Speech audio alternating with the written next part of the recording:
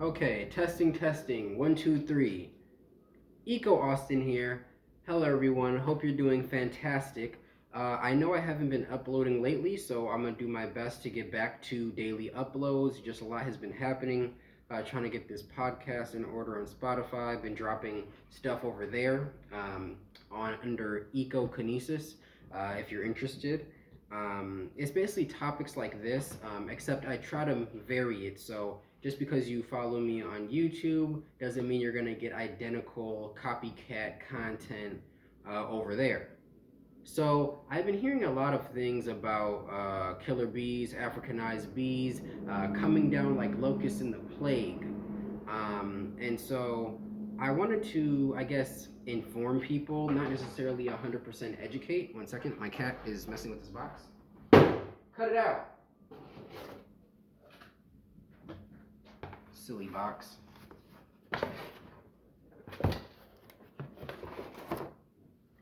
Okay, so like I was saying, there's been a lot of talk about Africanized bees, and it's come to my, concern that people aren't really understanding what they're saying because they're basically saying down with Africanized bees, down with killer bees, as if that's not a species of honeybee. So, in order to educate and to kind of give a different perspective on things, I wanted to start from the beginning of where they came from and what benefit they could possibly have, because there are benefits to having them around and actually cooperating with them. So, Africanized honeybees, aka killer bees, are highly invasive to North America.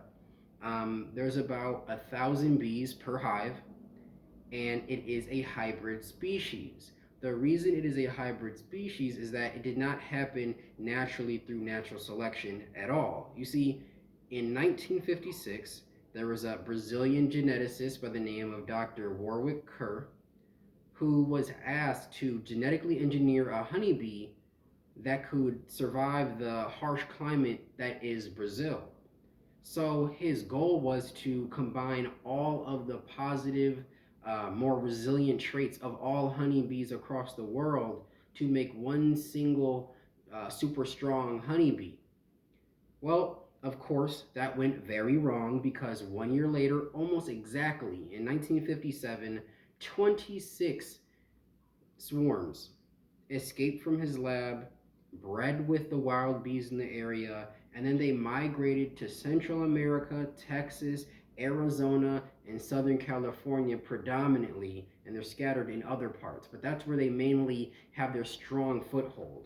So you see, it's not that they're any more deadlier, it's that they're just more aggressive. So they have the same venom, the same potency as a regular bee, but they're far more territorial and far more protective over what's theirs. So they're not out there, flying around, buzzing around, and then they just find one, a single person, and they just jump them.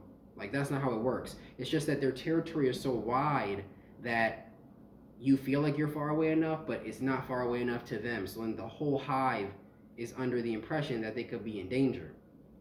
So you got to understand that because of that, there's a lot of colony collapse disorder, meaning too many bees in one hive, so it collapses, and a lot of bees die because of that. However, they are still honeybees, and 70 out of every 100 crops in America would not be pollinated. So they're far more durable, far more resilient to parasites, pathogens, things like that. They're the superior pollinator to other bees.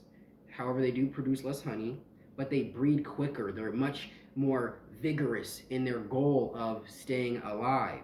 So I do worry about killer bees in local ecology, but I am optimistic about them on the macro level, on a global scale. So we need to figure out how to domesticate these psychotic ass honeybees. Peace. I'll see you guys later.